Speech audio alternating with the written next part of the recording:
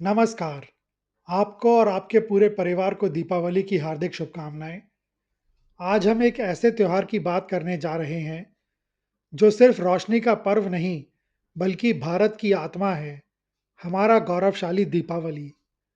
जब हम दियों की जगमगाहट में डूबते हैं, पटाखों की गूंज सुनते हैं और मिठाइयों का स्वाद लेते हैं, तो अक्सर हम इस पर्व के पीछे छिपे गहरे अर्थों से अनजान रह जाते हैं। दीपावली केवल एक त्योहार नहीं, बल्कि यह सत्य की असत्य पर, प्रकाश की अंधकार पर और ज्ञान की अज्ञानता पर विजय का प्रतीक है। यह सिर्फ एक कहानी नहीं कहता, बल्कि भारत की विविध संस्कृतियों और धर्मों से जुड़ी अविस्मरणीय गाथाओं का संगम है। आज मैं आपको दीपावली से संबंधित 9 लघु कथाएं सुनाऊंगा। पहली कथा है भगवान राम की अयोध्या वापसी। दीपावली की सबसे प्रचलित और हृदयस्पर्शी कथा रामायण से जुड़ी है।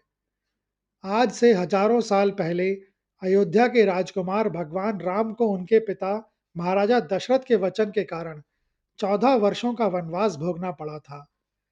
इस दौरान लंका के क्रूर राजा रावण ने छल से माता सीता का हरण कर लिया। भगवान राम ने अपने भाई लक्ष्मण और भक्त हनुमान के साथ मिलकर रावण से भीषण युद्ध किया और अंततः बुराई के प्रतीक रावण का वध कर दिया। यह सत्य और धर्म की विजय थी।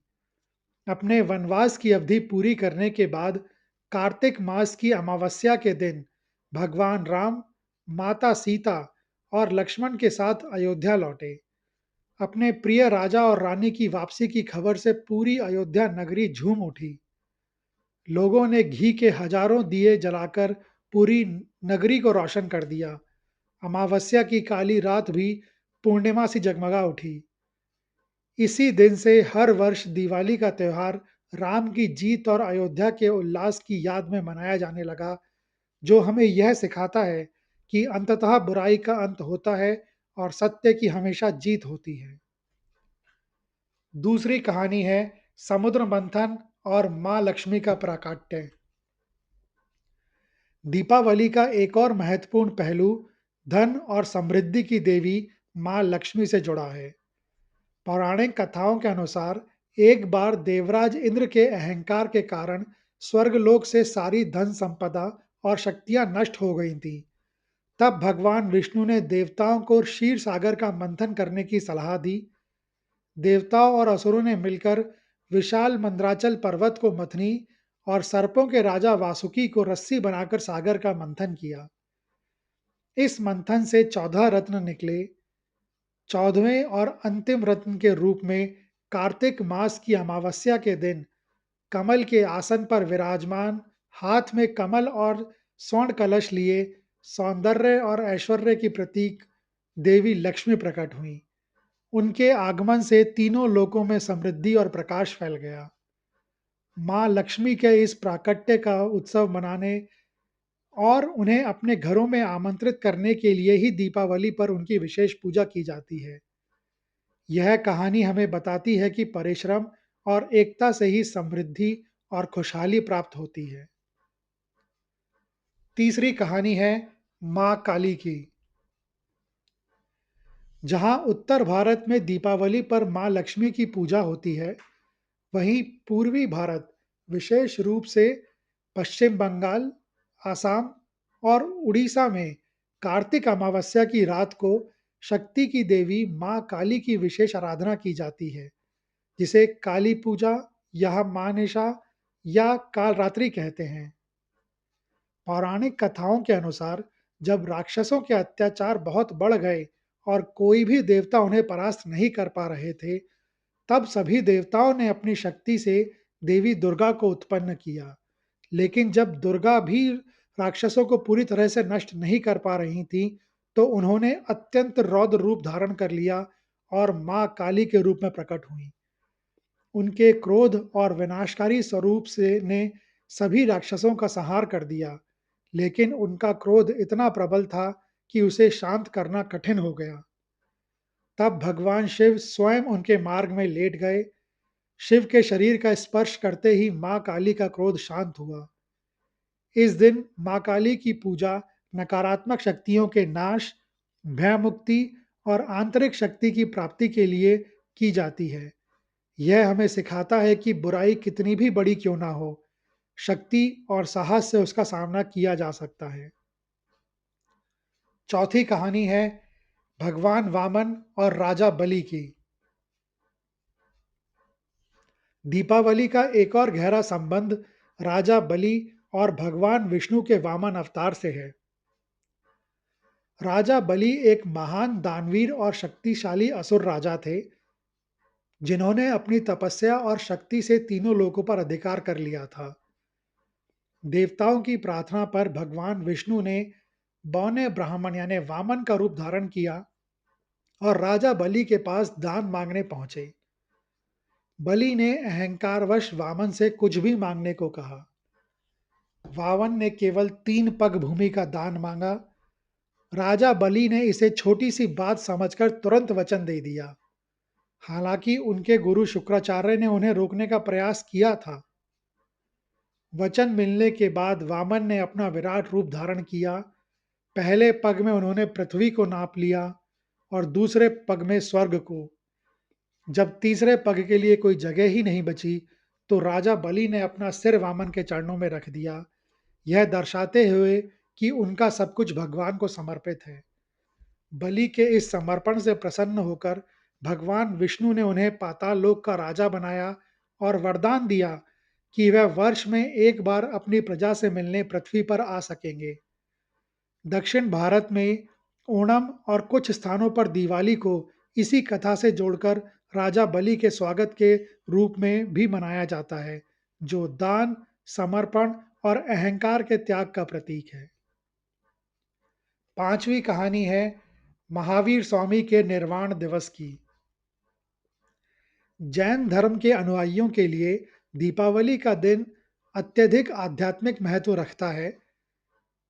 यह उस दिन को चिन्हित करता है जब जैन धर्म के 24वें और अंतिम तीर्थंकर भगवान महावीर स्वामी ने मोक्ष या निर्वाण प्राप्त किया था। आज से लगभग 2500 वर्ष पहले कार्तिक मास की अमावस्या के दिन बिहार के पावापुरी में महावीर स्वामी ने अपने शरीर का त्याग किया और जन्म मृत्यु के चक्र से मुक्त होकर परम आत्मा में विलीन हो गए। उनके निर्वाण के समय देवताओं और भक्तों ने यह महसूस किया कि ज्ञान का सर्वोच्च प्रकाश अब बुझ गया है। इसीलिए उन्होंने ज्ञान के प्रकाश को बनाए रखने के प्रतीक के रूप में और महावीर के प्रति अपनी श्रद्धांजलि अर्पित करने के लिए अनगिनत दिए जलाए। जैन समुदाय आज भी इस दिन उपवास रखता है, महावीर स्वामी के सिद्धांतों का पाठ करता है और दिए जलाकर उनके मोक्ष का जश्न मनाता है। यह हमें सिखाता है कि दीपावली केवल भौतिक प्रकाश का नहीं, बल्कि आत्मज्ञान और आंतरिक शुद्धि के प्रकाश का भी पर्व है। छठवीं कहानी है पांडवों की वापसी।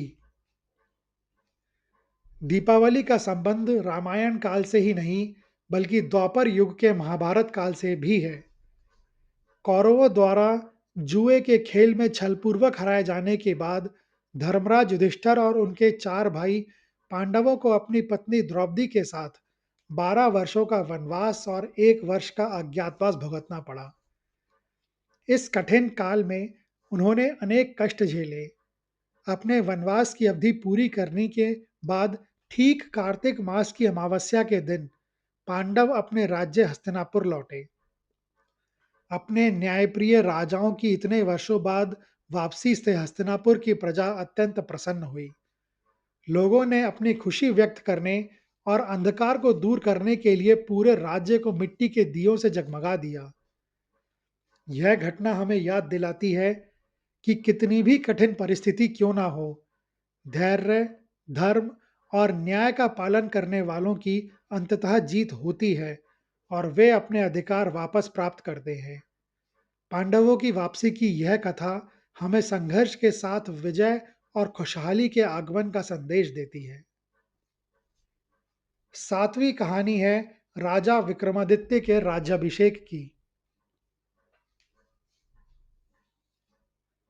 दीपावली का एक ऐतिहासिक पहलू भी है, जो प्राचीन भारत के महान सम्राटों में से एक राजा विक्रमादित्य से जुड़ा है।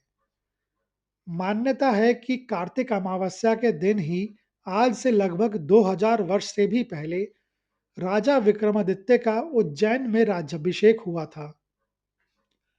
राजा विक्रमादित्य अपनी न्यायप्रियता, वीरता, ज्ञान और दानशीलता के लिए प्रसिद्ध थे।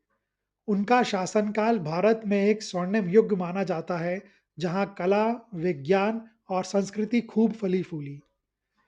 उनके राज्याभिषेक की खुशी में प्रजा ने पूरे राज्य को दीपों से प्रकाशित कर दिया था, जो न्याय और सुशासन के नए युग के आगमन का प्रतीक था। इसी ऐतिहासिक घटना की याद में विक्रम संवत नामक हिंदू कैलेंडर की भी शुरुआत हुई थी, जो आज भी भारतीय पंचांग में उपयोग होता है।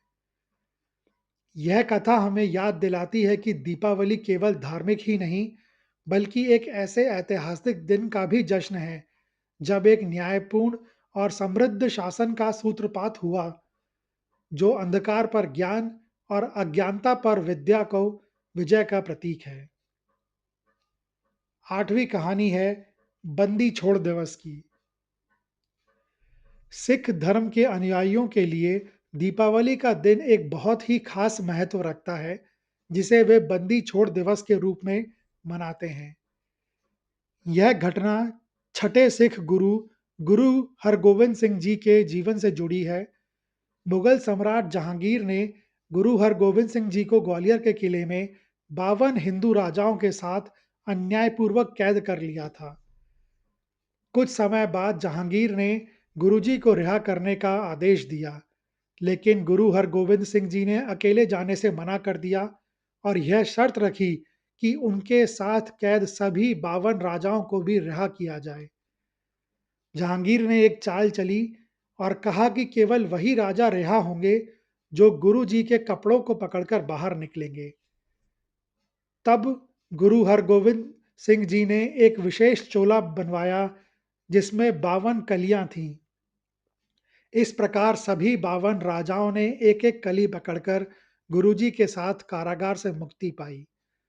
जिस दिन गुरुजी इन राजाओं के साथ अमृतसर लौटे, वह कार्तिक अमावस्या का दिन था।